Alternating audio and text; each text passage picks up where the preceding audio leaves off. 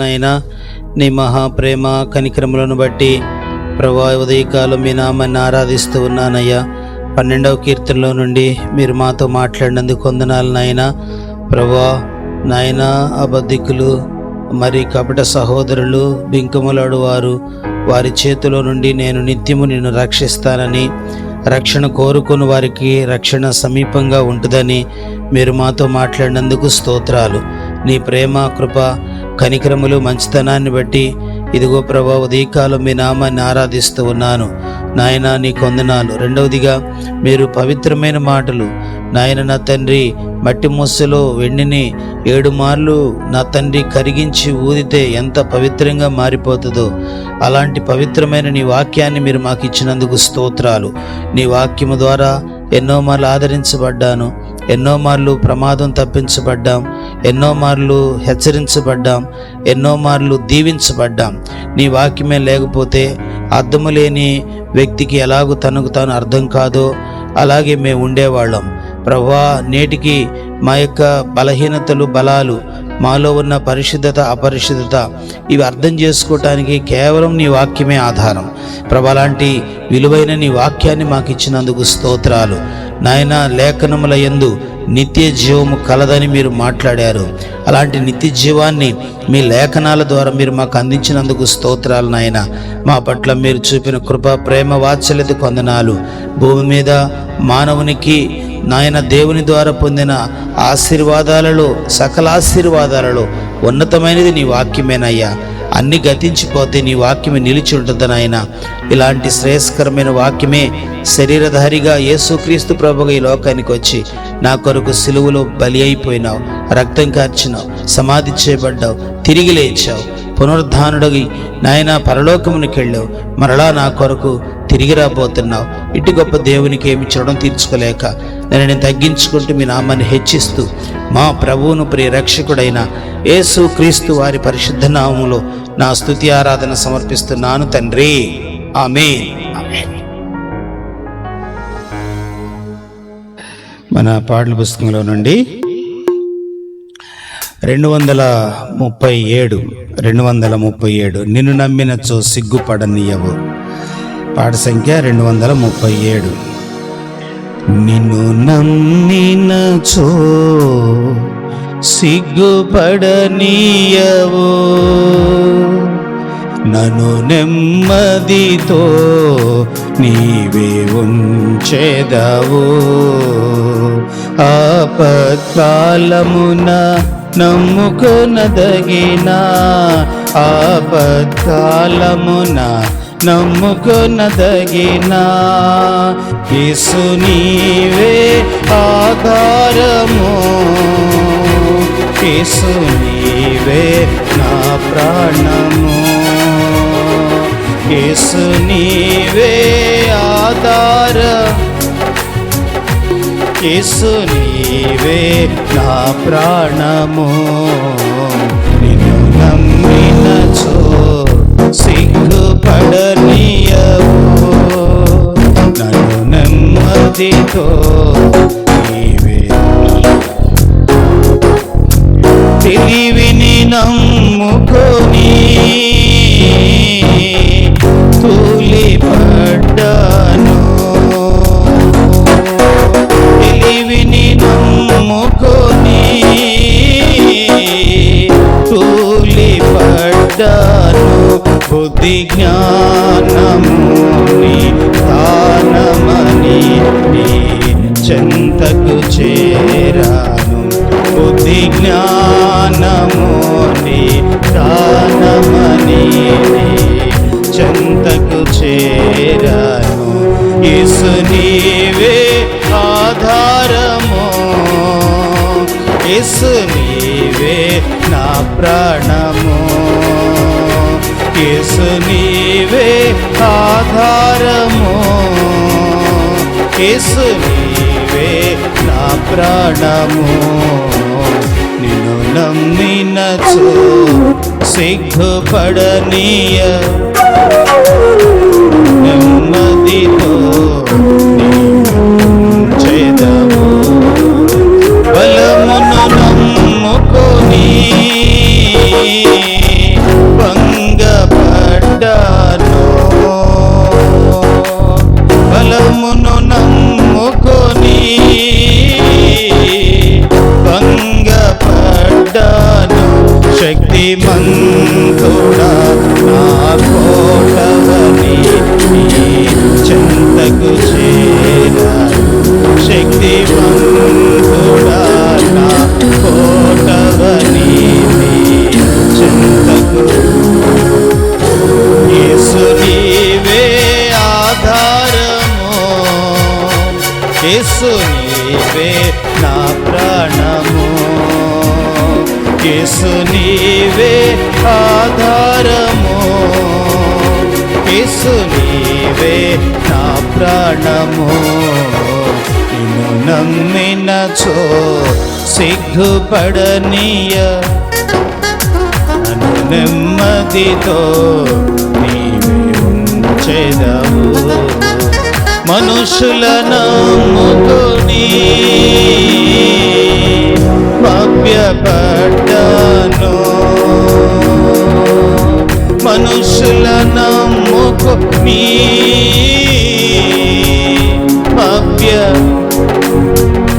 సత్యవంతుడా ఆశ్రయుడవని నీ చెంతకు చేరా. సత్యవంతుడా ఆశ్రయుడవని నీ చెంతకు చేరా. యేసు నీవే ఆధారము, యేసు నీవే, యేసు నీవే ఆధారము, యేసు నీవే నా ప్రాణము. నమ్మినచో సిగ్గుపడనీయవు,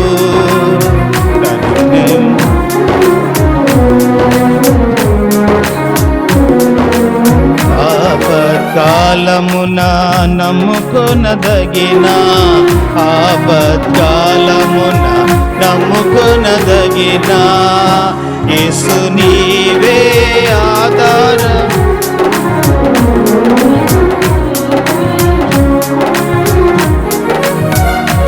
యేసు నీవే, యేసు నీవే నా ప్రాణము.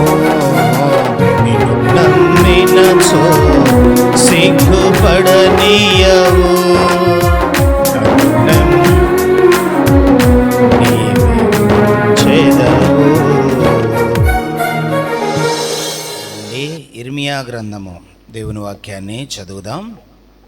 ఇర్మియా గ్రంథము 35వ అధ్యాయము, 35వ అధ్యాయము మొదటి వచనం.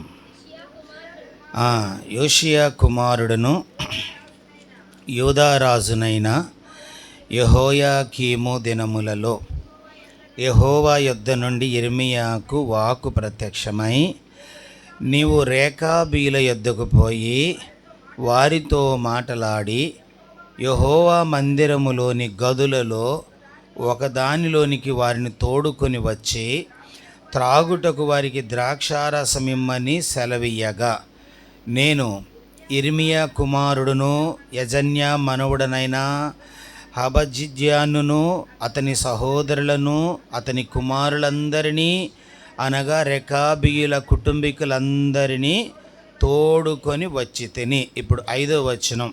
నేను రెకాబీల ఎదుట ద్రాక్షారసముతో నిండిన పాత్రలను గిన్నెలను పెట్టి ద్రాక్షారసము త్రాగుడని వారితో చెప్పగా, చదవమ్మా.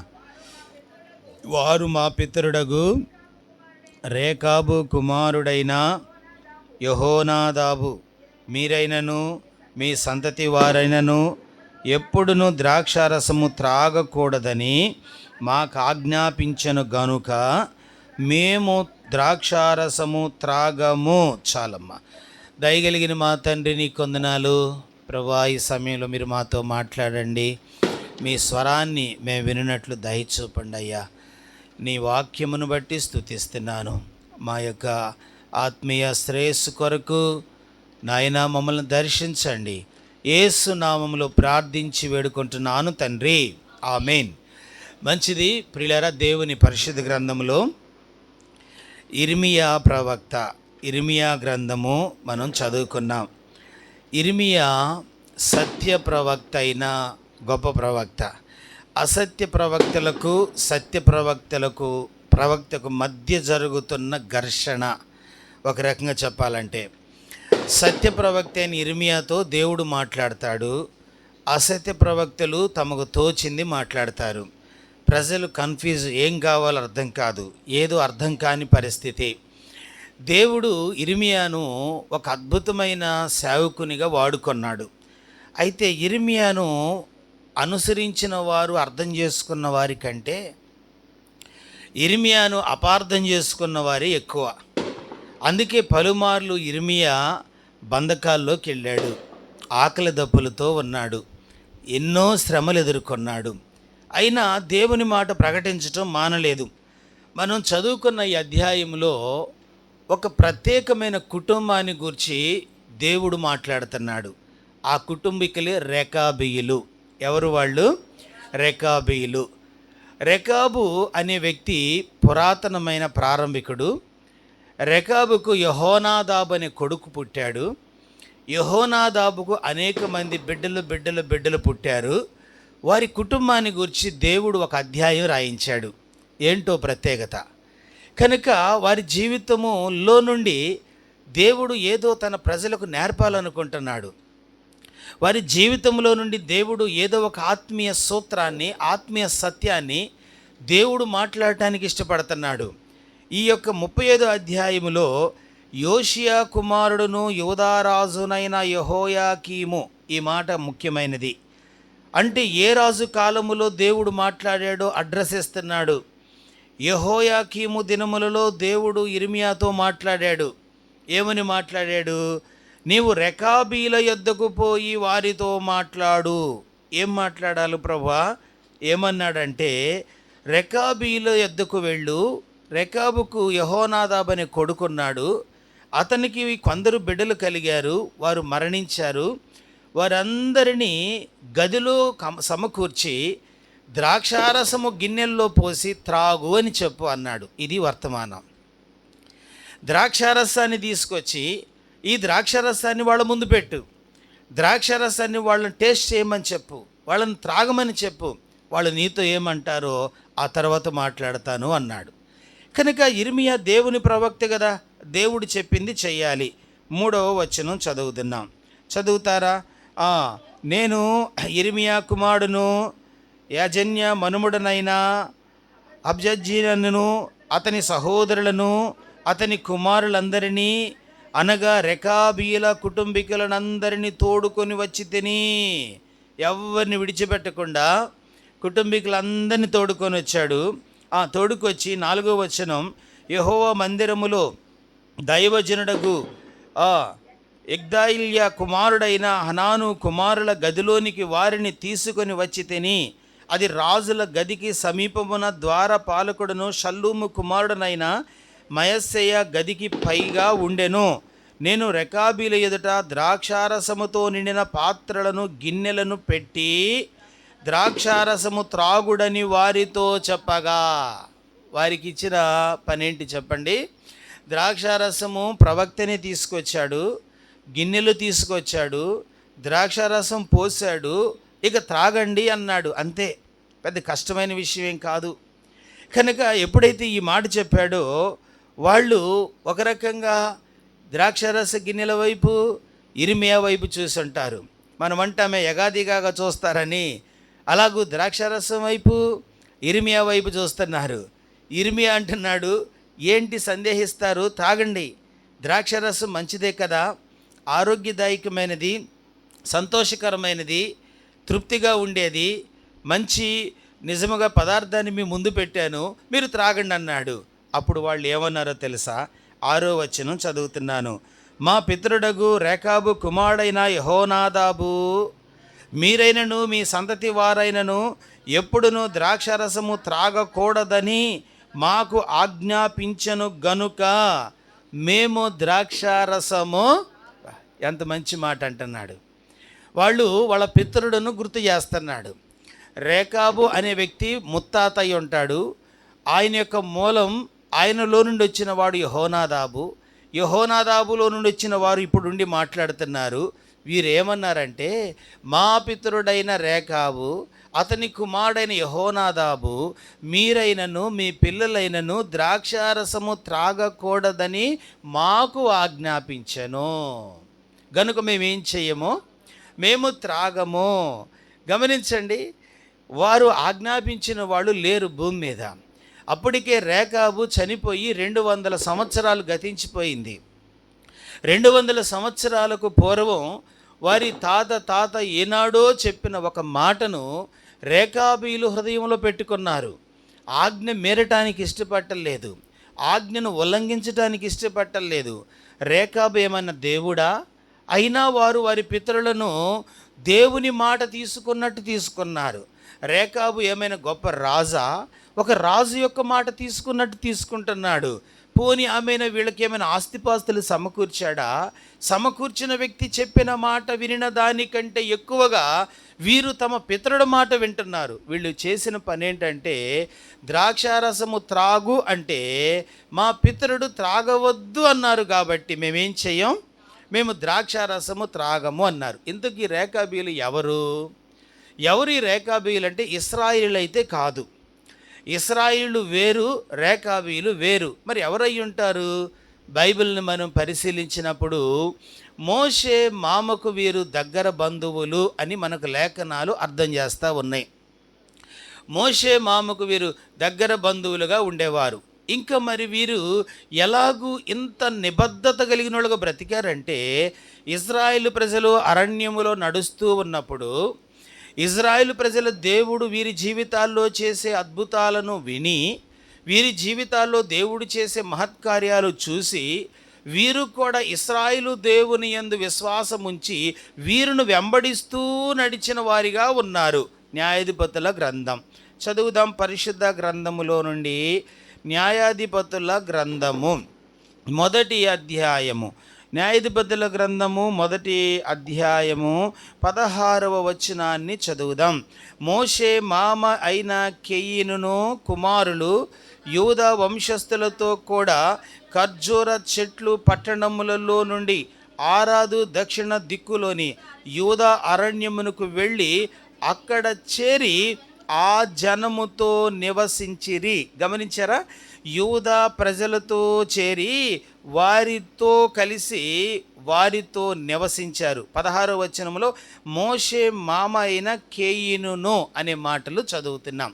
ఇప్పుడు రండి, దినవృత్తాంతాల గ్రంథం. 1వ దినవృత్తాంతాల గ్రంథము 2వ అధ్యాయం.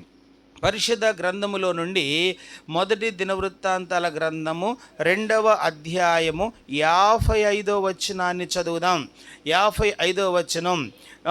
యబ్బేజులో కాపురమున్న లేఖికుల వంశములైన తెరాతీలను, షిమ్యాతీలను, సుకోతీలను, వీరు రేకాబు ఇంటి వారికి తండ్రి అయిన హమాతు వలన పుట్టిన కెనీయుల సంబంధులు. ఎవరి సంబంధులు వీళ్ళు? కెనీయుల సంబంధులు. కెనీయు ఎవరు? ఇప్పుడు న్యాయాధిపతుల గ్రంథం మరలా రండి. న్యాయాధిపతుల గ్రంథం 1వ అధ్యాయం 16వ వచనం. మోషే మామ అయినా, అది విషయం. ఇప్పుడు అర్థమైందా? రెకాబీలు ఎవరికి సంబంధించిన వాళ్ళంట? మోషే మామకు సంబంధించిన వాళ్ళు. ఇజ్రాయిల్ అయితే కాదు సుమా. మోషే మామకు సంబంధించిన ఈ రెకాబీలు వారు యూదులను అనుసరించారు. యూదుల దేవుడు వీరి దేవుడు కాకపోయినా, వీరు పుట్టుకతో ఇశ్రాయేలు కాకపోయినా, ఇశ్రాయేలు కంటే ఎక్కువగా భక్తి నేర్చుకున్నారు. ఇజ్రాయేల్ కంటే ఎక్కువగా విధేయత నేర్చుకున్నారు. వీరి యొక్క చరిత్ర ఇది అని బైబిల్ చెప్తా ఉంది. కనుక వీరిని గురించి దేవుడు ఏమన్నాడో తెలుసా? ఇప్పుడు ఇర్మియా గ్రంథం 35వ అధ్యాయములో దేవుడు అన్నాడు, ఇర్మియా, రెకాబీయులు, అదే మోషే మామ రిలేషన్ ఉన్నారే, వారి సంతతి వారు ఇప్పుడు పెరిగి పెరిగి పెరిగి వాళ్ళు కూడా విస్తరించారు. వాళ్ళ దగ్గరికి వెళ్ళిన ఒక మాటను అన్నాడు. ఏం మాట అయ్యా అంటే, ద్రాక్షరసం త్రాగండి అని చెప్పన్నాడు. వారు ఏం చేశారంట? ద్రాక్షరసం త్రాగారా? త్రాగలేదు. ద్రాక్షరసం తాగకపోయింది కాక ఇంకేమంటున్నారు? 35వ అధ్యాయం ఇర్మియా గ్రంథం 7వ వచనం. మరియు మీరు ఇల్లు కట్టుకొనవద్దు, విత్తనములు విత్తవద్దు, ద్రాక్ష తోట నాటవద్దు, అది మీ పని అనే కూడనే కూడదు. మీరు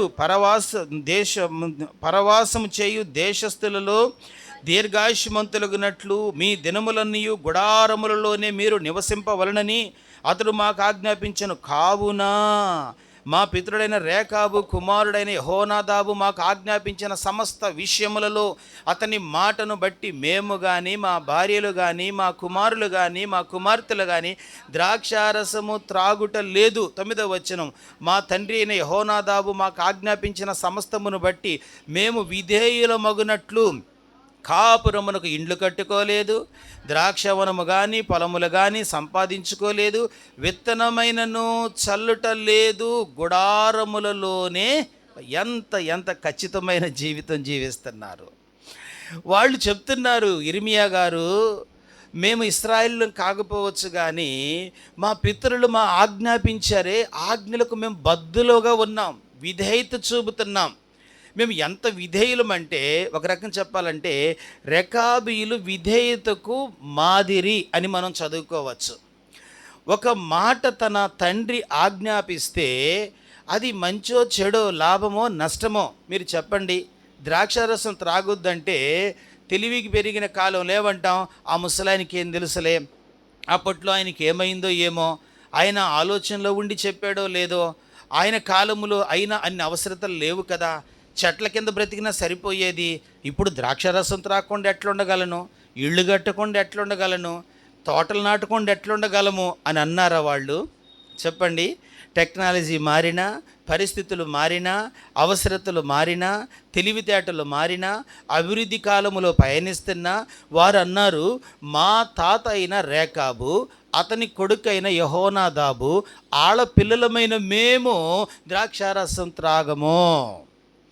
ఎందుకు ఈ విషయం చెప్తున్నారంటే వారి తండ్రి వారికి ఆజ్ఞాపించిన దాన్ని ఇంతగా వారు ఎట్లా పాటించగలుగుతున్నారు. వారి తండ్రి ద్రాక్షరసం త్రాగొద్దు అని చెప్పిన వ్యక్తి బ్రతికున్నాడా? లేడు. పోని వాళ్ళ కొడుకు బ్రతికున్నాడా? లేడు. పోని వాళ్ళ బిడ్డలు బ్రతికున్నాడా? లేడు. 200 సంవత్సరాలు కాలము క్రితము చెప్పిన మాటను వాళ్ళు ఎలా ఫాలో అవ్వగలుగుతున్నారు, వాళ్ళు ఎట్లా ఆచరించగలుగుతున్నారు? నేను ఈ అధ్యాయం చదువుతున్నప్పుడు రెకాబీయులను గూర్చి మనం ఎంతైనా నేర్చుకోవాలి అనిపించింది.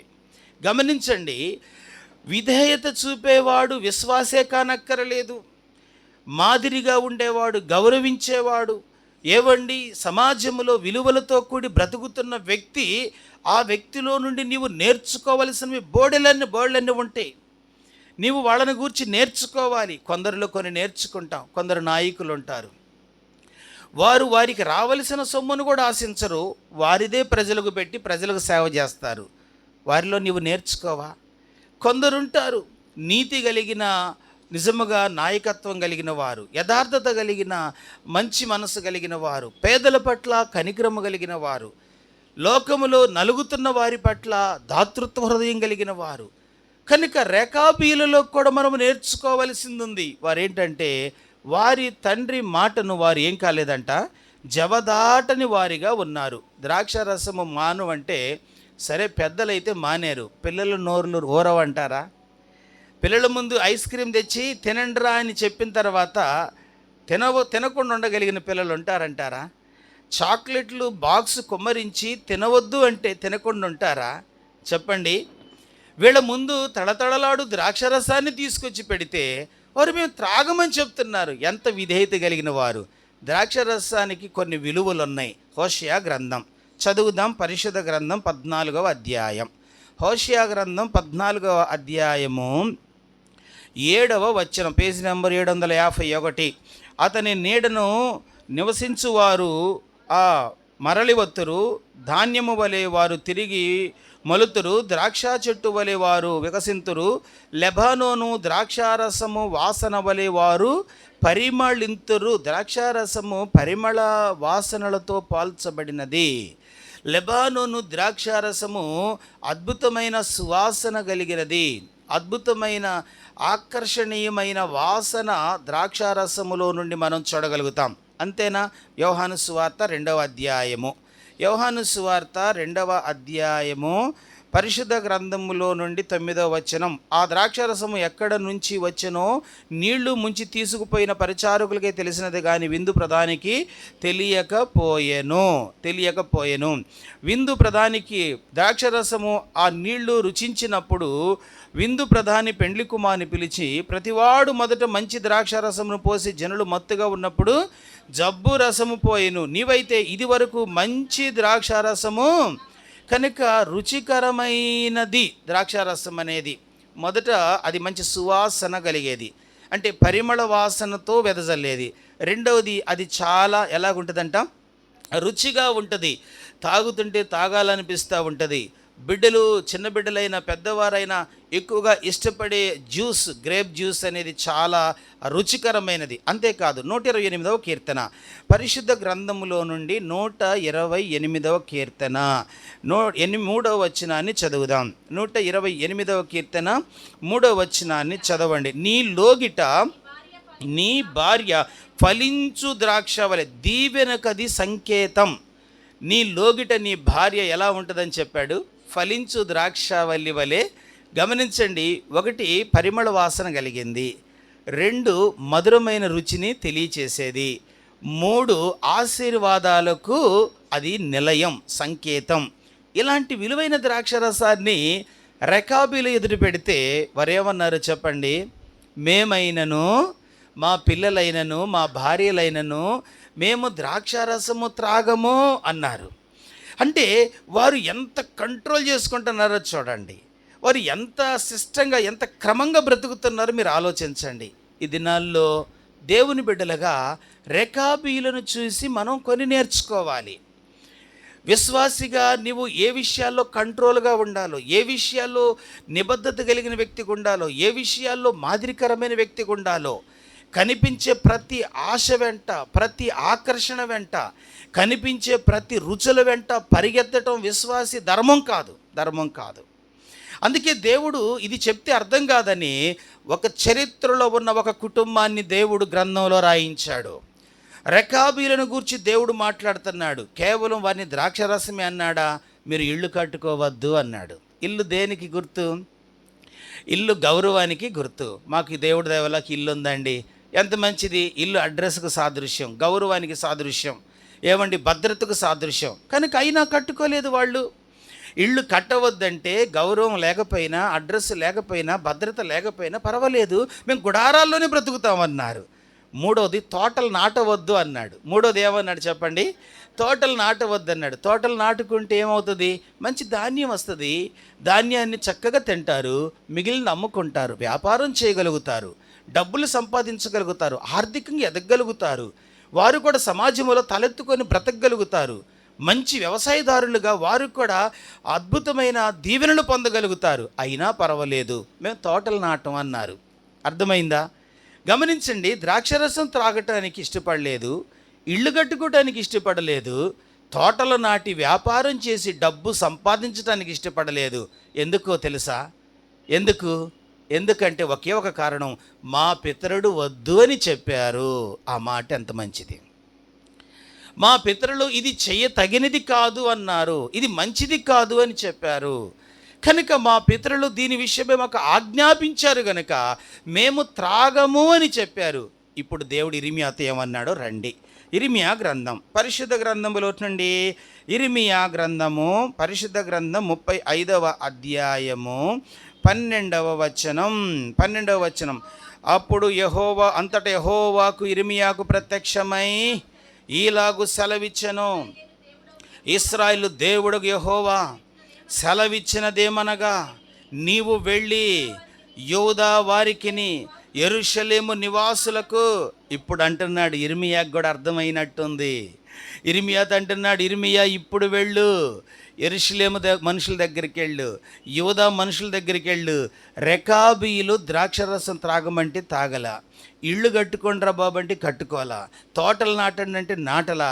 ఎందుకు చేశారు ఇట్లా అంటే, మా పితరులు ఆజ్ఞాపించారు కాబట్టి మేము ఆ పని చెయ్యము అన్నారు. ఇప్పుడు దేవుడికి వెంటనే ఇప్పుడు ఇశ్రాయేలు మీదకి వచ్చాడు కనుక ఇప్పుడు ఇశ్రాయేలు ప్రజల దగ్గరికి వెళ్ళు. ఏం మాట్లాడుతున్నాడు? 13వ వచనం, నీవు వెళ్ళి యూదా వారికి యెరూషలేము నివాసులకు ఈ మాటలు ప్రకటించుము, యెహోవాకు ఇదే, మీరు శిక్షకు లోబడి నా మాటలు ఆలకింపరా? ఇదే యెహోవాకు. 14, ద్రాక్షారసము త్రాగవద్దని రేకాబు కుమారుడైన యెహోనాదాబు తన కుమారులకు ఆజ్ఞాపించిన మాటలు స్థిరముగా ఉన్నవి. నేటి వరకు తమ పితరుని ఆజ్ఞకు ఆ విధేయులై వారు ద్రాక్షారసము త్రాగకున్నారు. అయితే వారు రేకాబీలు, మీరు ఇశ్రాయేలీలు. వారు నిబంధన లేనోళ్ళు, మీరు నిబంధన కలిగిన వాళ్ళు. వారికి యాజకుడు లేడు, మీకు యాజకుడు ఉన్నాడు. వారికి ధర్మశాస్త్రం లేదు, మీకు ధర్మశాస్త్రం ఉన్నది. వారితో దేవుడు మాట్లాడలేదు, దేవుడు మీతో మాట్లాడుతున్నాడు. అయితే ఏం జరిగింది? 14వ వచనములో, నేను పెందలకడ లేచి మీతో శ్రద్ధగా మాటలాడినను మీరు నా మాట, దేవుడు పోలుస్తున్నాడు. రేకాబీల మాట వారు విన్నారు కానీ మీరు నా మాట వినలేదు. రేకాబీల మీద పెట్టిన భారం ఎంత గొప్పది. ద్రాక్షరసం త్రాగొద్దంటే విశ్వాసి త్రాగకుండా ఉంటాడా? ఈ పని చేయొద్దు అంటే చేయకుండా ఉంటారా? ఇవి విశ్వాసికి తగదు అంటే అలాగుంటారా? ఏది ఏమైనా మా సేవకుడు చెప్తున్నాడు, బైబిల్ చెప్తుంది, మౌనంగా ఉందాం అని ఉంటారా? ఇలా ఉండరు. కాబట్టి దేవుడు ఒక శ్రేయస్కరమైన రేకాబును తీసుకొచ్చాడు. స్కూల్లో టీచర్ గారు కూడా ఇదే పని చేస్తాడు. బాగా ఫస్ట్ క్లాస్లో మార్కులు వచ్చినాడు, ర్యాంక్ వచ్చిన వాడు, తెలివిగలిగినోడిని నిలబెట్టి వాడందరి ముందు క్లాప్స్ కొట్టేస్తాడు. ఎందుకు? ఆడికి నాకు క్లాప్స్ కొడతాడు, సంతోషపడతాడని కాదు. వీళ్ళు నేర్చుకోవాలి. అరే నేను కూడా అలా ఉంటే బాగుండు, నేను కూడా అవి నేర్చుకుంటే బాగుండు, వాడిలాగా నాకు మార్కులు వస్తే బాగుండు. 1, వాడి ప్రయాసకు ప్రోత్సాహం. 2, అధమస్థితిలో ఉన్నవాడికి అదొక హెచ్చరిక. దేవుడు రేకాబు అనే వ్యక్తిని ఎందుకు తెర మీదకి తీసుకొచ్చాడు? ఇశ్రాయేలుకు డైరెక్ట్గా చెప్తే అర్థం కావటల్లా. ఇశ్రాయేలు మాట విను, లోబడు, విధేయత చూపు, సరిదిద్దుకో, పాపమును విడిచిపెట్టు, దేవునికి లోబడు అంటే వీడికి అర్థం కావటల్లా. అందుకని మాట విన్న ఒక వ్యక్తిని తీసుకొచ్చాడు. విధేయతగా, క్రమశిక్షణగా, భయభక్తులతో బ్రతుకుతున్న ఒక కుటుంబాన్ని దేవుడు తెర మీదకి తీసుకొచ్చాడు. వారే రేకాబీయులు, వారే యెహోనాదాబు సంతానం. వారు ఎలాగున్నారంటే ద్రాక్షరసము త్రాగవద్దు అంటే ద్రాక్షరసం పిల్లలు ఏడుస్తున్నా పెద్దలు, ఏయ్ నాన్న మన తాతయ్య వద్దన్నాడు, తాగకూడదు మనం. అదేంటి డాడీ, ఆయనకి తెలియదు, సైన్స్ విషయాలు తెలియదేమో మన తాతయ్యకి. ఇది తాగితే అందంగా ఉంటారు, ఆరోగ్యంగా ఉంటారు, మంచి బ్లడ్ ఇంప్రూవ్ అవుతుంది, బలంగా ఉంటారు, ఇంకా మీరు గాంధీ కాలంలో ఉంటారా అని వాళ్ళు ప్రశ్నించలేదు, వీళ్ళు వాళ్ళని వ్యతిరేకించలేదు. గమనించారా? కాలములో పరిస్థితులు మార్పు చెందిన లేఖనాల్లో మార్పు ఉండదు. అందుకే యేసు ప్రభు ఒక మాట అన్నాడు, నన్ను వెంబడించేవాడు తన్ను తాను ఉపేక్షించుకొని తన సిలువనెత్తుకొని వెంబడించారు. అప్పుడు నేను అర్థమవుతా మీకు. మీరు సిలువ లేకుండా వెంబడిస్తున్నారు కాబట్టి మీకు నేను అర్థం కావట్లే. నా బోధలు మీకు అర్థం కాలేదు, నా విధానం మీకు అర్థం కాలేదు. వెలుగును చీకటి అనుకుంటున్నారు, చీకటిని వెలుగు అనుకుంటున్నారు. విధేయతను అవిధేయత అనుకుంటున్నారు, అవిధేయతను విధేయత అనుకుంటున్నారు. దేవుడు అంటున్నాడు, వారు ద్రాక్షరసం త్రాగలేదు, ఇళ్ళు కట్టుకోలేదు, తోటలు నాటలేదు, కేవలం ఒక మనిషి మాట విని. కానీ నేను మంచి తండ్రిని కదా. దేవుడు అంటున్నాడు, ఇర్మియా ఇజ్రాయేలు ప్రజల యొద్దకు ఇప్పుడు వెళ్ళు. మొదట రేకాబీల యొద్దకు వెళ్ళమన్నాడు, వెళ్ళాడు, వారి యొక్క విధానం చూశాడు. ఇప్పుడు ఇజ్రాయేలు యొద్దకు వెళ్ళు అన్నాడు, వీళ్ళ యొద్దకు వెళ్ళి దేవుడు చెప్పమంటున్నాడు, నేను పెందల కడనే లేచి నా ప్రవక్త అయిన సేవకులను మీ యొద్దకు పంపుచూ వచ్చినను మీరు నా మాట వినలేదు. దేవుడు ఎంత బాధపడి ఉంటాడు మీరు ఆలోచించండి. వారు శరీర సంబంధమైన తండ్రుల మాటకి అంత నిబద్ధత కలిగి, కట్టుబాటు కలిగి, తల వంచుకొని, ఆశలు చంపుకొని, అవసరాలు ఉండి కూడా లేనట్టు బ్రతుకుతుంటే, నేను మంచి తండ్రిని కదా, నా మాట మీరు ఎందుకు వినరు? నీ శరీరమునకు ఈయన తండ్రి, నీ ఆత్మకు ఈయన తండ్రి, నీ అక్కర్లు తీర్చగలిగిన తండ్రి, నీ కన్నీళ్లు తుడచగలిగిన తండ్రి, నిన్ను మోయగలిగిన వాడు, నిన్ను అర్థం చేసుకోగలిగిన వాడు, భారం భరించగలిగిన వాడు, నీ విషయములో ప్రతి విలువైన ఆలోచన ఎవరి నుండైనా మొదట కలిగిందంటే ఈ తండ్రి నుండే కలిగిద్ది. నీకు నాకు కూడా రాని మంచి విలువైన భవిష్యత్తును గూర్చిన ప్రణాళికలు ఏవైనా నీ పట్ల ఉన్నాయి అంటే అది ఈ తండ్రికే ఉంటాయి. ఈ తండ్రికి ఎంత లోబడాలి? నీ మనసులో ఎవరికి ప్రథమ స్థానం ఇస్తున్నావు? నీ మనసులో రెకాబీలకు, వారు తల్లిదండ్రులైన రెకాబీలకు వారి పిల్లలు లోబడ్డారు. నీ తండ్రి అయిన ప్రభువైన యేసుక్రీస్తుకు నీవు లోబడుతున్నావా? వారు నేటికి నిలుచున్నారంట. నేటికి నిలుచున్నారు కాబట్టి దేవుడు వారికి ఒక ఆశీర్వాదం ఇచ్చాడు. అదేంటో తెలుసా? 35వ అధ్యాయం ఇర్మియా గ్రంథం 19వ వచనం. కాబట్టి ఇజ్రాయేలు దేవుడును సైన్యములకు అధిపతియగు యెహోవా సెలవిచ్చినదేమనగా, నా సన్నిధిలో నిలుచుటకు రేకాబు కుమారుడైన యెహోనాదాబునకు సంతతి వాడు ఎన్నడూ ఉండక, అంటే ఖచ్చితంగా ఉంటాడు. ఖచ్చితంగా నా సన్నిధిలో నిలిచే భాగ్యం నేను వాళ్ళకి ఇస్తున్నా. నా సన్నిధిలో నిలబడే భాగ్యాన్ని నేను వాళ్ళకి ఇస్తున్నాను. ఎందుకంటే వారు ఇశ్రాయేలు కాకపోయినా వారు క్రమశిక్షణ కలిగిన ప్రజలు. వాళ్ళు ఇశ్రాయేలు కాకపోయినా వారి పితరుల మాటను గౌరవించిన వాళ్ళుగా ఉన్నారు. వారు ఇశ్రాయేలు కాకపోయినా యెహూ అనే నాయకుడితో కలిసి దేవుని పరిచర్యలో యెహోనాదాబు పాల్గొన్నాడు. అందుకే నేను వారిని ఏం చేయాలనుకుంటున్నాను? నా సన్నిధిలో నిలుచుటకై. ఎవరి సన్నిధిలో? దేవుని సన్నిధిలో. ప్రియులారా, ఈ మధ్యాహ్న కాల సమయంలో రేకాబు సంతతి వారు శరీర సంబంధమైన తమ తల్లిదండ్రులకు అంత లోబడితే, నీ జీవమునకు, ప్రాణమునకు, నీ భవిష్యత్తుకు, నీ అభివృద్ధికి, సమస్తమునకు ఆధారభూతుడైన ఆత్మలకు తండ్రి అయిన యేసుక్రీస్తు ప్రభువుకు నీవు లోబడవా? ఆయనకు నీ హృదయంలో ప్రథమ చోటునివ్వవా? దేవుడు అంటున్నాడు, ఇశ్రాయేలు ప్రజలు లోబడకుండా బ్రతుకుతున్నారు. ఇజ్రాయేల్ ప్రజలు దేవునికి చోటు ఇవ్వకుండా బ్రతుకుతున్నారు. కాబట్టి ఇప్పుడు దేవుడు అంటున్నాడు, ఇర్మియా గ్రంథం 35వ అధ్యాయము 15వ వచనం 14వ వచనం, ద్రాక్షరసము త్రాగవద్దని రేకాబు కుమారుడైన యెహోనాదాబు తన కుమారులకు ఆజ్ఞాపించిన మాటలు స్థిరముగా ఉన్నవి. నేటి వరకు తమ పితరుని ఆజ్ఞకు విధేయులైన వారు ద్రాక్షరసము త్రాగకున్నారు. అయితే నేను పెందలకడ లేచి మీతో బహుశ్రద్ధగా, ఎలాగంట? మీతో బహుశ్రద్ధగా. దేవుడు ఎలా మాట్లాడుతున్నాడు తన ప్రజలతో? బహుశ్రద్ధ. ఎంత శ్రద్ధనో! మనము మన పని మీద చూపే శ్రద్ధ కంటే, మనము మన కుటుంబీకుల మీద చూపే శ్రద్ధ కంటే, మనము మన స్నేహితుల మీద చూపే శ్రద్ధ కంటే, మనము మన ఆశయాల మీద చూపే శ్రద్ధ కంటే, దయగలిగిన దేవుడు, ప్రాణం పెట్టిన దేవుడు, నీ కొరకు నా కొరకు పరలోక మహిమను ఘనతను విడిచిపెట్టిన దేవుడు, ఆయన నీ పట్ల శ్రద్ధ చూపుతున్నాడు. నేను బహు శ్రద్ధగా మాట్లాడుతున్నా, నేను కసురుకోవటం లేదు, నేను శ్రద్ధగా మాట్లాడుతున్నాను అంటున్నాడు దేవుడు. నేను శ్రద్ధగా మాట్లాడితే వాళ్ళు ఏం చేశారంట? పెందలకడన లేచి మీతో బహు శ్రద్ధగా మాటలాడినను మీరు నా మాట వినుకున్నారు. దేవుడు ఎంత బాధపడతాడో ఆలోచించండి. ఒక పక్క ఒక బ్యాచ్ ఉన్నారు, వాళ్ళు రేకాబీయులు. రేకాబు అంటే అర్థం సవారీ చేయువాడు అని అర్థం. రేకాబు అంటే అర్థం ఏంటి? సవారీ చేయవాడు. అతని కొడుకు యెహోనాదాబు. యెహోనాదాబు అంటే యెహోవాయే గనుడు అని అర్థం. కనుక వాళ్ళు ఇశ్రాయేలు కాదు, అయినా దేవుణ్ణి ఘనపరిచిన వారిలాగా బ్రతికారు. అది విషయం.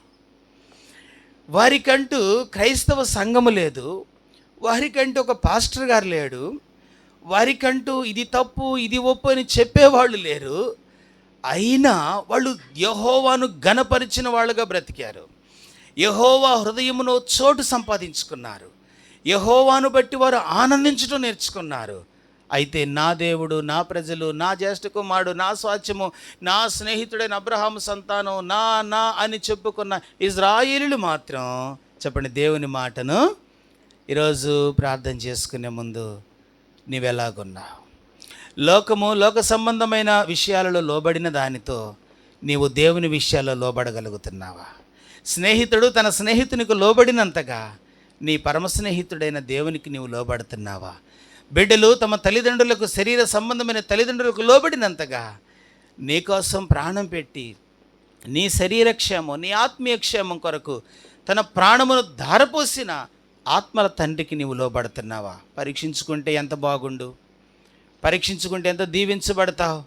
ఈ దినాల్లో మనుష్యుడు ఒకలాంటి లోక సంబంధమైన ఉపయోగం లేని భక్తిని అలవాటు చేసుకున్నాడు. అదేంటంటే దేవునికి లోబడకుండా చేసుకునే భక్తి, దేవునికి లోబడకుండా చేసే భక్తి. అదేంటి అంటే అది ఇశ్రాయేలు ప్రజలు చేశారు, అది పరిసయ్యులు చేశారు, అది యూదులు అనేకులు చేశారు. అందుకే దేవుడు ఏడుస్తున్నాడు, అందుకే దేవుడు ఇర్మియాను మాట్లాడుతున్నాడు, అందుకే దేవుడు ఇర్మియాను తన సేవకుల యొద్దకు, ప్రవక్తల యొద్దకు, తన యొక్క శిష్యుల యొద్దకు, తన యొక్క బిడ్డల యొద్దకు దేవుడు పంపిస్తున్నాడు. అయితే పంపించిన వారు ఏం చేయలేదంట, వారి విధానాలను. అప్పుడు ప్రభు ఈ మాట అన్నాడు, 35వ అధ్యాయం 14-15 వచనం. మరియు పెద్దల కడ లేచి ప్రవక్తలైన నా సేవకులందరినీ మీ యొద్దకు పంపుచు ప్రతి వాడును తన దుర్మార్గతను విడిచి మీ క్రియలను, దేవుడు కోరుకుంటున్నది ఇదొక్కటేనండి. ఇశ్రాయేల్లారా, నేను ఎందుకు మీ యొద్దకు ప్రవక్తలను పంపానంటే, నేను ఎందుకు మీ యొద్దకు వర్తమానాన్ని పంపించానంటే, మీరు ప్రతివాడు తన దుర్మార్గతను విడిచి తమ క్రియలను ఏం చేసుకోవాలంట, క్రియలను చక్కపరుచుకుంటున్నావా? దేవునికి ఆయాసకరమైన క్రియలు, దేవునికి బాధను కలిగించే క్రియలు, దేవుని హృదయమును మాటిమాటికి గాయం చేసే క్రియలు చక్కపరుచుకుంటున్నావా? బైబిల్ గ్రంథములో చక్కపరుచుకున్న వారు బహుగా, చెప్పండి. దావీదు ఒకానొక దినాన తన క్రియలతో దేవుణ్ణి ఏడిపించాడు, దేవునికి అవమానం తీసుకొచ్చాడు. దేవుడు ప్రవక్త నాతాను పంపించాడు. ఎవడయ్యా మనుషుడు? ఎవడు? ఒక గొర్రెకు ఎన్ని గొర్రెలు ఇవ్వాలన్నాడు? 4 గొర్రెలు. వాడు కనికరము లేకనే చేశాడు, వాడు మరణమునకు పాత్రుడు, ఇలాగన్నీ చెప్తున్నాడు. అప్పుడు నాతాను ఏమన్నాడు చెప్పండి? ఆ మనుషుడు నీవే, ఆ మనుషుడు నీవే అన్నప్పుడు దావీదు అబ్బాయి నేనెందుకైంది, నీవు చూసావా, అది ఇది అని ఈ ప్రూఫ్స్ అడగల, తెలివిగా తప్పించుకోవడానికి ప్రయత్నించలా. వెంటనే దావీదు నేను పాపము చేసి తిని అని ఒప్పుకున్నాడు. కనుక దేవుడు మాట్లాడుతూ ఉన్నప్పుడు సరి చేసుకునే మనసు ఎవరికి ఉంటుందో వారు దేవుణ్ణి ఏడిపించిన జాబితాలో ఉన్న దేవుణ్ణి వెంటనే సంతోషపెట్టగలుగుతారు. దేవుని ఆశీర్వాదాలకు వాళ్ళు బహు దూరస్తులైన వెంటనే దేవుని ఆశీర్వాదాలు పొందటానికి అర్హులుగా చేయబడతారు. దేవుని కృపను వాళ్ళు పోగొట్టుకున్నా తిరిగి దేవుని కృపను వాళ్ళు సమృద్ధిగా అనుభవించగలుగుతారు. మీకు తెలుసు కదా, 51వ కీర్తన దావీదు రాస్తూ ఏమన్నాడు తెలుసా? నా పాపము ఎల్లప్పుడూ నా ఎదుటనే ఉన్నది. దేవా, నేను తల్లి గర్భములో ఎలా పుట్టానంట? పాపములోనే నా తల్లి నన్ను గర్భము ధరించను. కనుక నీవు నన్ను ఎలా హిస్సోపుతో ఎలా కడగాలి? హేమము కంటే ఎంత చక్కగా ఒప్పుకున్నాడు. సరి చేసుకున్నాడా లేదా? నేను రాజుని, నా అంతటోడు తప్పు చేశానంటే ఏమనుకుంటారు? ప్రజల్లో నాకు ఒక గుర్తింపు ఉంది, ప్రజల్లో నేను ఒక స్టేటస్, ప్రజల్లో నాకు ఒక గుర్తింపు, ప్రజల్లో నాకు ఒక గౌరవం. ఇలాంటి వాడిని ఏడిస్తే ఏమనుకుంటారు? దావీదు అలా ప్రవర్తించలేదండి. దావీదు తన తప్పును నిమోమాటంగా ఒప్పుకున్నాడు, తన బలహీనతను దేవుని పాదాల దగ్గర కక్కేసుకున్నాడు. దేవుని సన్నిధిలో విరిగి నలిగిన హృదయంతో ఏడవటం ప్రారంభించాడు. ఎంతగా ఏడ్చాడంటే, రాత్రింబగళ్ళు నా కన్నీళ్లు నా కన్నీళ్లతో నా పరుపు ఏడ్చాడు. సరిదిద్దుకున్నాడు. బైబిల్లో సామెతల గ్రంథంలో అంటాడు, అతిక్రమలు దాచువాడు వాటిని ఒప్పుకొని విడిచిపెట్టువాడు కనికరించబడతాడు. పాత నిబంధనలో దావీదు తన తప్పిదమ్ములు గ్రహించి ఒప్పుకొని సరిదిద్దుకున్నాడు. తిరిగి నెమ్మది తిరిగి దీవించబడ్డాడు, తిరిగి గౌరవించబడ్డాడు. లూకాసు వార్త 15వ అధ్యాయం మనం చదువుతుంటే 17 నుండి 25 వచనాల వరకు చిన్న కుమారుడు లేచి తండ్రి వద్దకు వెళ్ళి ఏమన్నాడు చెప్పండి? తండ్రి, నీకు పరలోకమునకు విరోధముగా నేను నీ ఎదుట సరిదిద్దుకుంటున్నామా? సరిదిద్దబడిన వ్యక్తులుగా ఉన్నామా? ఎవరైనా పోనీ సరిదిద్దితే ఇష్టపడుతున్నావా? పోనీ నీవు సరిదిద్దుకోవడానికి ఇష్టపడుతున్నావా? దేవుడు అంటున్నాడు, రెకాబీలను చూడండి. వారు ఇళ్ళు వద్దు అంటే ఇళ్ళు కట్టుకోలే, ద్రాక్ష తోట నాటవద్దంటే తోటలు నాటలే, ద్రాక్షరసం త్రాగవద్దంటే ద్రాక్షరసం తాగలేదు. ఒక మనిషిని మాటకు వాళ్ళు అలా లోబడితే ఇర్మియా, నా ప్రజలేంటి ఇలా ఉన్నారు?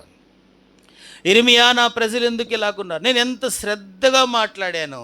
ఈరోజు దేవుని బిడ్డగా ఎన్ని మార్లు దేవుడు మనతో మాట్లాడుతున్నాడో మనం ఆలోచించాలి. దేవుడు మనతో ఎన్ని మార్లు మాట్లాడాడు అనే దానికి మనకు మార్కులు రావండి. ఎన్ని మార్లు నీవు ఆ మాటకు విధేయత చూపావు అనే దానికే నీకు ఫలితం ఉంటుంది. అర్థమైందా? ఎన్ని మార్లు మనము దేవుని స్వరం విన్నామనేది ప్రాముఖ్యం కాదు, ఎన్ని మార్లు స్వరానికి నీవు లోబడ్డావు అనేది ప్రాముఖ్యం. అందుకే దేవుని యొక్క వాక్యములో మొదటి సమూయేలు గ్రంథం 15వ అధ్యాయములో దైవజనుడైన సమూయేలు ఈ మాట అన్నాడు. మొదటి సమూయేలు గ్రంథము పరిశుద్ధ గ్రంథములో నుండి 15వ అధ్యాయము 15వ అధ్యాయము పరిశుద్ధ గ్రంథములో 22వ వచనం, 21, 22. అయితే గిల్గాలులో నీ దేవుడైన యెహోవాకు బలి అర్పించుటకై జనులు శపితములగు గొర్రెలలోను ఎడ్లలోను ముఖ్యమైన వాటిని తీసుకొని వచ్చారని సమూయేలుతో చెప్పాను. అందుకు సమూయేలు, తాను సెలవిచ్చిన ఆజ్ఞను ఒకడు గైకొనుట వలన యెహోవా సంతోషించినట్లు ఒకడు దహన బలులను అర్పించుట వలన ఆయన సంతోషించునా? ఆలోచించుము. బలులు అర్పించుట కంటే ఆజ్ఞను గైకొనుటయు, పొట్టేళ్ల క్రొవ్వు అర్పించుట కంటే మాట వినుట, చెప్పండి, కనుక మాట వినుట శ్రేష్టము. దేవుని యొక్క సేవకుడైన సమూయేలుతో సౌలు అంటున్నాడు, అయ్యా దేవుడికి అర్పించడానికి పొట్టేళ్ళు వచ్చినాయి, గొర్రెలు వచ్చినాయి, మేకలు వచ్చినాయి, అవన్నీ తీసుకొచ్చానంటే సమూయేలు అన్నాడు కదా, మాట వినుట శ్రేష్టం. ఈరోజు ప్రభువా నీ మాట వినే వ్యక్తిగా నన్ను వచ్చాయి. నీ మాట వినటమే నా జీవితంలో భక్తిగా నేను పెట్టుకుంటా. అదే నా యొక్క భక్తికి ఉన్నతమైన శిఖరాగ్రంగా నేను ఎంచుకుంటా. నీ మాటను ధిక్కరించే భక్తి నాలోంచి దూరం చేయి. నేను అలవాటు చేసుకున్న భక్తి నాకు అవసరం లేదు. నీవు నాకు నేర్పే భక్తి నాకు అవసరం ప్రభువా. ఇది నీవు దేవుణ్ణి అడగగలుగుతావా? ఇలాంటి అనుభవం కొరకు ప్రియులారా మనం ప్రయాసపడతామా? అందుకే దేవుని వాక్యం చెప్తుంది, కాగా ఎవడైనా క్రీస్తు నందున్న ఎడల వాడు నూతన సృష్టి. పాతవి ఏం గతించాలి చెప్పండి? పాత భక్తి, పాత విధానం, పాత ఆచారాలు, పాత విధానాలు, లోక సంబంధమైనవి అవి గతించాలి. ఎందుకు గతించాలంటే ఇప్పుడు నువ్వు ఎవరిలో ఉన్నావు? నువ్వు క్రీస్తులో ఉన్నావు. నేను క్రీస్తు వారమైపోయినాం, క్రీస్తు పిల్లలమైపోయినాం, ప్రభు రక్తంలో కడగబడిన వారుగా ఉన్నాం. సమూయేలు సౌలును హెచ్చరిస్తూ వచ్చాడు. కనుక దేవుని ఉద్దేశం ఏంటి ఇశ్రాయేలు ప్రజల పక్షానంటే, మీరు మీ మార్గములను సరిదిద్దుకోండి. మీరు నా మాట విని మార్గములు ఏం చేయమంటున్నాడు? యెషయా గ్రంథము పరిశుద్ధ గ్రంథములో నుండి 62వ అధ్యాయము, యెషయా గ్రంథము 62వ అధ్యాయము 10వ వచనాన్ని చదువుదామా? 62వ అధ్యాయము 10వ వచనం చదువమ్మా. 10వ వచనం, గుమ్మములారా రండి, జనములకు త్రోవ సిద్ధపరచుడి, రాజ మార్గమును చక్కపరచుడి. మార్గమును ఏం చేయాలి చెప్పండి? మార్గమును చక్కపరుచుకుందాం, మార్గములను చక్కదిద్దుకుందాం. ఒకప్పుడు ధర్మశాస్త్ర మార్గములో ఉన్న సౌలు ఇదే నీతి అనుకున్నాడు, ఇదే మంచిది అనుకున్నాడు. అందులో ఉండి స్టెఫన్ను చంపాడు, అందులో ఉండి సంఘాన్ని హింసించాడు, అందులో ఉండి భక్తి అనుకుంటూనే అనేకులను బాధించాడు. అయితే దమస్కు మార్గములో దేవుడు దర్శించాడు, దమస్కు మార్గములో దేవుడు మాట్లాడాడు. ఏమన్నాడు తెలుసా? సౌలా సౌలా నీవు నన్నేలా. ఆ రోజు తన మార్గాలను ఏం చేశాడు? చక్కబరుచుకున్నాడు. ప్రభువా ఇంతకాలం ఎంత గుడ్డి వ్యక్తిగా బ్రతికేనయ్యా, ఇంతకాలం ఇదే నీతి అనుకున్నా, ఇదే యథార్థత అనుకున్నా, ఇదే భక్తి ఇంతకు మించింది ఇంకేముందులే అనుకున్నా. పేతురు చెప్తే వినలేదు, వాళ్ళు విద్య లేని పామర్లు అనుకున్నా. యోహాన్ చెప్తే వినలేదు, మత్తయి చెప్తే నేను వినలేదు, యేసయ్య శిష్యులు మీరు మాట్లాడుతుంటే నేను పట్టించుకోలేదయ్యా. ఎంత మోసపోయానయ్యా. కనుక సౌలు తన యొక్క జీవితమును చక్కదిద్దుకున్న రోజు అది. సౌలు తన జీవితమును ప్రభువుకు అప్పగించుకొని పౌలుగా మార్చబడిన రోజు అది.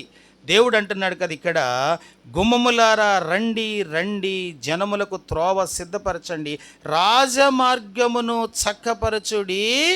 మార్గమును నువ్వేం చేసుకోవాలి? చక్కపరుచుకో. వంకర మార్గమును విడిచిపెట్టాలి, చక్కపరుచుకోవాలి. ప్రభు చక్కని మార్గము కలిగిన వాడు యేసుక్రీస్తు, నేనే మార్గము సత్యము జీవం అని చెప్పాడు. ఈ మార్గములో మనము నడవటానికి నేర్చుకోవాలి. మన మార్గములకు ప్రభు రాడు, ప్రభు మార్గములోకి మనము చెప్పండి మనం వెళ్ళాలి. మనము మార్గమును వెతుక్కుంటూ మనుషుడు మార్గంలోకి వెళతాడు. అడవిలో తప్పిపోయావు, మార్గం అర్థం కాలేదు. మార్గం నీ యొద్దకు రావాలనుకుంటావు, నీవు మార్గం యొద్దకు వెళతావా? చెప్పండి, ఏం చేస్తారు? చెట్లు, ఆకులు, అలములన్నీ తప్పించుకుంటూ ఎక్కడ మంచి మార్గం ఉన్నది వెతుక్కొని మంచి మార్గముతో నీవు గమ్యం చేరాలనుకుంటావు. కనుక గురి గమ్యము లేకుండా నలుగుతూ ఉన్న విశ్వాస జీవితం, ఎదుగుదల లేకుండా నలుగుతున్న విశ్వాస జీవితం, ఆశీర్వాదము లేకుండా నలుగుతున్న విశ్వాస జీవితం, దేవునితో సంబంధము లేకుండా గలిబిలి చెందుతున్న విశ్వాస జీవితం సరిదిద్దుకోవాలి. ఏం చేయాలంట? దేవుడు అంటున్నాడు, రెకాబీలను చూడండి, వారు తమ పితరుల మాటను ఎంత చక్కగా విన్నారు. ద్రాక్షారసము త్రాగవద్దు అంటే వాళ్ళు త్రాగాలి, కానీ నా ప్రజలను చూడండి, నా మాటను ఎంతగా హేళన చేస్తున్నారు. ఇర్మియా ద్వారా దేవుడు ఒక సందేశం ఇస్తున్నాడు. ఈరోజు నీవు విధేయత కలిగిన రెకాబీలు వలె ఉన్నావా? మార్గమును చెరిపేసుకునే ఇశ్రాయేలు వలె ఉన్నావా?